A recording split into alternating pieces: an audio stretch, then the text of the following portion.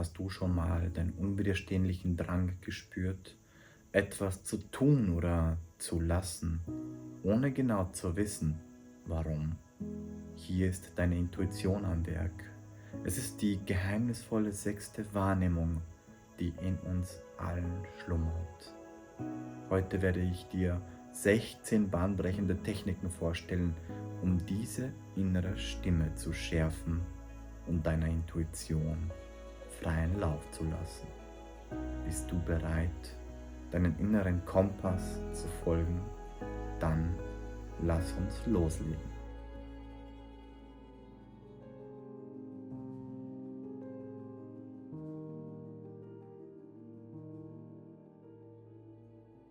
Hi, mein Name ist Marco Lorenz. Ich bin Bewusstseinscoach und Bewusstseinsforscher und in diesem Video möchte ich mit dir gemeinsam deine innere Stimme, deinen sechsten Sinn, deine höhere Wahrnehmung schärfen. Und dazu möchte ich mal ganz kurz erklären, was ist eigentlich dieser sechste Sinn und was macht er ganz genau. Jeder von uns kennt es, auch die Menschen, die sich nicht mit dem Thema Bewusstsein, Spiritualität und so weiter beschäftigen.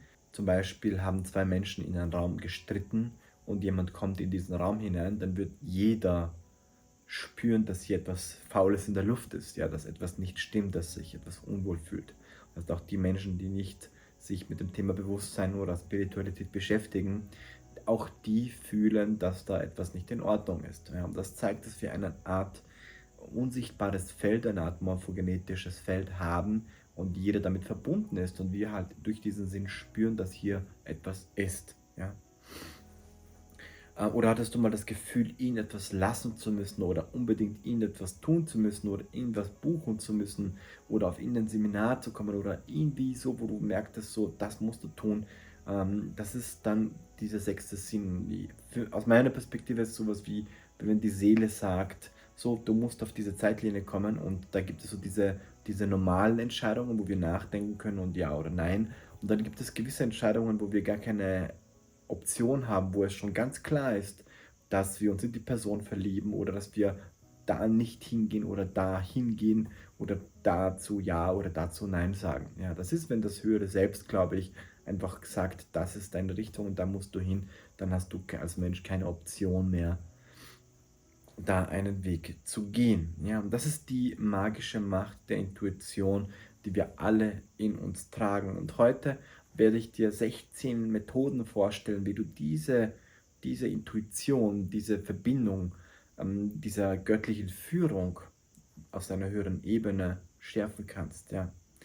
Somit lass uns zur Sache kommen und deine Intuition zu stärken. Vergiss übrigens nicht, den Kanal zu abonnieren, wenn du dich für solche Videos interessierst, wenn du dich für das Thema Bewusstseinserweiterung interessierst und die Entwicklung deiner Persönlichkeit. Ja. Die erste Methode, die ich dir vorstellen möchte, ist ganz klar aus meiner Sicht eines der effektivsten Methoden, die dich verbinden mit dem höheren Geist. Das ist Meditation. Meditation hilft dir und da gibt es sehr, sehr viele Studien, deinen Geist zu reduzieren im Gehirn, eine Vernetzung zu schaffen zu allen Abteilungen, dich zu beruhigen und dich vor allem empfänglicher für intuitive Eingebungen zu machen. Somit kann ich dir auf jeden Fall empfehlen, regelmäßig, kontinuierlich zu meditieren und dann wirst du merken, wie sich deine Intuition drastisch steigert im Laufe der nächsten Tage, Wochen, Monate und Jahre. Das nächste, was dir hilft, deine Intuition zu steigern, ist Achtsamkeit. Ja. Wir alle laufen irgendwie auf so einen Autopiloten durch die Gegend und dieser Autopilot, der sieht die Dinge nicht mehr. Zum Beispiel, wenn wir klein sind, dann geben wir dem Baum einen Namen, kraxeln rauf und so weiter. Und wenn wir groß sind, fahren wir mit dem Auto auf der Autobahn und sehen den Wald nicht mehr, weil wir diese ganzen Sachen wegfiltern. Wenn du jedoch diese Sachen wahrnimmst und achtsam bist und achtsamer, dann umgehst du dein Filtersystem, welches auch sozusagen ein heuristisches System ist, welches auf allen, was es schon kennt, ein Programm drüber legt. Und da kannst du halt diese ganzen Kleinigkeiten, diese Details, diese Impulse erkennen und spüren. Ja. Also wirklich lernen, jeden Moment präsent zu sein und subtile Eindrücke und Signale wahrzunehmen und dadurch stärkst du deine Intuition. Ja. eine wundervolle Methode ist die Natur. Also wenn du regelmäßig in die Natur gehst, wenn du regelmäßig in den Wald gehst, dort Zeit verbringst, dann ist es schon bewiesen, dass man sich danach geerdet fühlt, zentriert, gut fühlt und auch verbunden ist mit der Intuition, mit dem höheren Geist.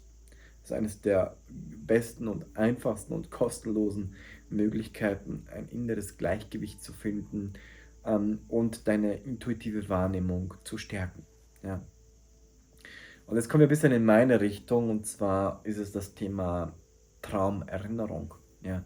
Wenn du eine Traumerinnerung hast, die sehr, sehr gut ist, ja, dann wirst du merken, wie durch diese Verbindung zu deinem Traum-Ich du eine höhere Intuition hast, weil es ist so, dass dein höheres Gewahrsein sozusagen mehr connected ist, wenn du hier in dieser Welt offline bist. Und wenn du eine Verbindung schaffst zu deinem Traum-Ich und dort eine bessere Erinnerung hast, dann wirst du merken, wie du im Alltag dich mehr erinnerst, besseren Zugang zu Informationen bekommst und deine Intuition sich maßgeblich verbessert. Und das kannst du tun, indem du zum Beispiel deine Traumerinnerung durch ein Traumtagebuch, aber händisch geschrieben, also wirklich indem du in der Früh, wenn du munter bist, dich nicht bewegst, mal deinen Traum durchgehst im Geist und dann anfängst alles aufzuschreiben, und du wirst dann merken, wie im Laufe der nächsten Tage immer mehr dazu kommt. Und ein Hack, den ich dir da empfehlen kann, ist, dass du zum Beispiel deine Traumerinnerung nimmst, wenn du es niedergeschrieben hast, und dann Stichwörter davon in deine Handy, in deine Notiz rein tust und dann zu dem Traum so 3 bis 4 Stichwörter aufschreibst. Und immer bevor du schlafen gehst, gehst du die letzten Wochen durch, liest aber nur die Stichwörter durch, und dadurch erinnerst du dich komplett an den Traum. Und nach ein paar Wochen wirst du merken, wie du plötzlich dich an all deine Träume der letzten Wochen und Monate komplett erinnern kannst, weil du durch diese Stichwörter, durch diese Trigger die komplette Erinnerung bekommst an deine nächtlichen Aktivitäten. Und das wird deine Wahrnehmung und deine Intuition im Laufe des Tages auf ein ganz, ganz hohes Level verbinden. Und wenn du das alles miteinander koppelst, was ich dir jetzt gleich noch vorstelle, dann kriegst du einen großen Durchbruch. Ja.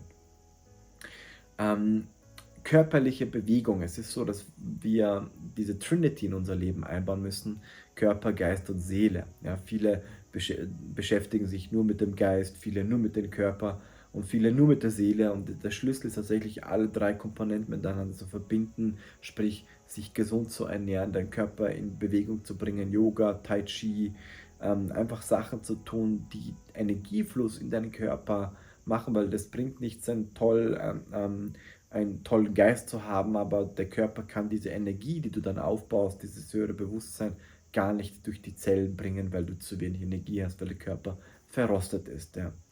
Und deswegen schau, dass du wenig Milchprodukte nimmst, kaum oder kein Fleisch zu dir nimmst und einfach eine leichte Ernährung hast. Da wirst du merken, wie du mehr Intuition in dein Leben bekommst. Ja. Das nächste, was sehr, sehr gut funktioniert, ist kreatives Schreiben. Also intuitive Eingebungen können durch kreatives Schreiben gefördert werden. Google da einfach nach kreativem Schreiben, da kommen sehr viele Methoden, und du wirst merken, wenn du das probierst, was da passiert mit dir, mit deinem Geist. Ja? Dann gibt es auch Atemübungen, die dich in einen erhöhten Bewusstseinszustand bringen, und diesen Zustand, der hilft dir passiv, eine erhöhte Wahrnehmung, eine bessere Intuition zu bekommen. Ja. Als nächstes deine Sinne zu nutzen. Ja, das heißt, dass du versuchst, mit all deinen Sinnen die Welt um dich herum wahrzunehmen. Was bedeutet das? Das bedeutet, dass du zum Beispiel dir mal Zeit nimmst, so 10 Minuten, und dich in einen Raum hinsetzt und dann etwas fühlst, etwas schmeckst, etwas siehst, ganz detailliert deine Sinne aktivierst und mit deinen Sinnen arbeitest. Oder du kannst zum Beispiel eine Schlafmaske rauftun, eine Schale und dort Reis reintun oder Bohnen und so weiter. Und dann kannst du deine Sinne trainieren. Und je schärfer deine Sinne sind, je mehr du alle Sinne miteinander verbindest, weil bei vielen ist es nur gewisse Sinne ausgeprägt, bei anderen nicht. Wenn du aber den Moment durch alle Sinne wahrnimmst, dann wirst du merken, wie das massiv deine sechsten Sinn schärft. Ja. Das nächste ist, deinem ersten Eindruck zu vertrauen. deine erste intuitive Reaktion ist oft die konkrete. Und deswegen ist es wichtig, dass du nicht in dieses Denken kommst, ja, nein, dass du deinen Verstand, den Zweifler, der immer an allem sagt, nee, oder so, oder vielleicht doch anders, deaktivierst und wirklich versuchst, mal bewusst deinen ersten Impuls zu befolgen und zu schauen, was dann passiert und deine Intuition zu stärken, indem du wirklich konstant auf dieses Feingefühl für diesen ersten Impuls bekommst und diesen Zweifel dahinter komplett runterfährst. Was sehr, sehr gut funktioniert, ist Stille. Stille ist eines der wichtigsten Methoden überhaupt, um deine Intuition zu schärfen. Und zwar, wenn du jeden Tag eine gewisse Zeit in absoluter Stille verbringst. Und in der Stille bekommst du nämlich sehr oft intuitive Eingebungen. Ja. Ich mache das zum Beispiel mit einer Schlafmaske, mit Oropax und meditiere dort täglich und versuche mich komplett von den Sinnen zu deaktivieren und wirklich nur in die Stille zu kommen und das mehrmals am Tag und dann wirst du merken, wie du diese Zentrierung einfach bekommst. Ja. Also, das nächste ist, dass du auf deinen Körper hörst. Wenn dein Körper dir ständig Signale sendet, zum Beispiel wenn du einen Kaffee trinkst und dabei Halsweh bekommst oder wenn du Käse isst und dabei immer dir schlecht wird, dann ist der Körper, der dir Signale gibt, dass da was nicht in Ordnung ist oder dass du darauf vermeiden sollst, weil du vielleicht eine Unverträglichkeit hast oder Laktose und so weiter. Und viele ignorieren den Körper. Das heißt, diese intuitive Wahrnehmung wird durch den Verstand und durch Gewohnheiten überrollt. Ja, und da ist es wichtig, dass du auf deinen Körper hörst und auf die Hinweise, die kommen, achtest. Ja. Das nächste ist Visualisierung. Ja. Dass du verschiedene Szenarien visualisierst und auf deine Reaktion achtest. Ja. Vor allem gibt es da super Methoden, wo du durchs Haus laufst, wo du dann zum Beispiel in die Küche gehst, deinen Kühlschrank ausräumst, etwas mit dem Messer schneidest und dann wieder einräumst oder beim Zähneputzen dir in die Augen schaust und dann dich hinsetzt, meditierst und dann dir genau diese Situationen, die du gerade erlebt hast, vorstellst, weil dann hast du eine Rückkopplung, weil es ja gerade passiert ist und dadurch schärfst du deinen Visualisierungssinn maßgeblich. Ja. Das nächste ist Reflexion, also wirklich jeden Abend den Tag zu reflektieren, was ist passiert, warum, wie hast du reagiert, welche Muster stecken dahinter und so weiter. Ich habe ein Video auf meinen Kanal hochgeladen, das nennt sich So wirst du manipuliert, die 12 Systeme der Verhaltenssteuerung. Die würden dir sehr, sehr helfen, wenn du das Video gesehen hast, deine Systeme zu erkennen und eine viel bessere Reflexion in dein Leben zu bringen. Ja. Und das nächste ist eine sehr, sehr wichtige Methode, die dir auch helfen kann, wundervolle Intuition zu schärfen, und zwar, indem du mehr in die Entspannung gehst, indem du einen Bodycheck machst. Ich empfehle da zum Beispiel Gate 4 im Brainwave 3D Shop. Das ist ein Bodycheck-System mit einer Frequenz dahinter, wo du einfach alle Körperteile durchgehst und einfach trainierst mit Ankern und Codewörtern, dich von deinem Körper zu lösen, deine tiefen Entspannung zu machen. Oder Gate 5, wo es um den Stale State geht, also ein Zustand, wo du so entspannt bist, dass man sogar eine Operation im Wachzustand durchführen kann. Ja. Kannst du übrigens kostenlos testen, einfach auf brainwave3d.app, dort gibt es eine App und diese Meditations-App, da sind alle 300, 400 Frequenzen, die ich produziert habe, drin und Meditationen und Hypnosen und das kannst du 7 Tage kostenlos testen, einfach oder im Apple Store oder im Play Store einfach auf Brainwave3D eingeben und dann kannst du es einfach kostenlos runterladen und testen und einfach damit mal kostenlos 7 Tage lang trainieren.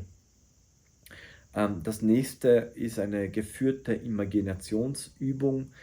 Das sind so geführte Meditationen, wo du dir Sachen vorstellst. Davon habe ich sehr, sehr viele auch in der App drin. Und da, wenn du das öfter hörst und die Frequenzen, die machen eine Gehirnhälften-Synchronisation im Hintergrund und dadurch hast du allgemein schon einen besseren Zugang zu deinen höheren Wahrnehmungen und zu deiner Intuition. Und was am Schluss schlussendlich noch dir sehr, sehr gut hilft, ist Fasten, denn ein klarer Körper, der giftet ist, hat auch einen klaren Geist. Ja? Und deswegen empfehle ich dir einmal die Woche mal einen Tag zu fasten und dann wirst du merken, wie dein Körper, deine ganzen Hormone sich anfangen umzustellen und du in eine bessere Klarheit kommst. Ja? wenn dir diese 16 Tipps gefallen haben, dann lass mir ein Like da, abonniere diesen Kanal und wenn du sagst so: Marco, das waren super Tipps, aber ich brauche noch mehr praktische Anleitungen, Spezialtipps und Techniken, dann schreib's mir unten in den Kommentaren hinein. Dann werde ich ein eigenes Video nochmal dazu produzieren, wo ich dir noch tiefer in die Praxis gehe. Und wenn du selber Vorschläge hast, wo du sagst, so Marco, das funktioniert bei mir sehr, sehr gut, um meine Intuition zu stärken, dann schreib's mir unten in die Kommentare hinein. Das würde anderen auch sehr, sehr helfen. Ja. Ja, ich hoffe, du konntest etwas Neues lernen, wenn du das Gefühl hast, es gibt Menschen in deinem Leben, die brauchen mehr Intuition, dann teile dieses Video an sie. Lass mir ein Like da, um diesen Kanal zu unterstützen und meine Arbeit der Bewusstseinserweiterung in die Welt zu tragen. Und ich freue mich sehr, dich im nächsten Video wiederzusehen und vielleicht in der App auch zu hören. Also, bis bald. Tschüss.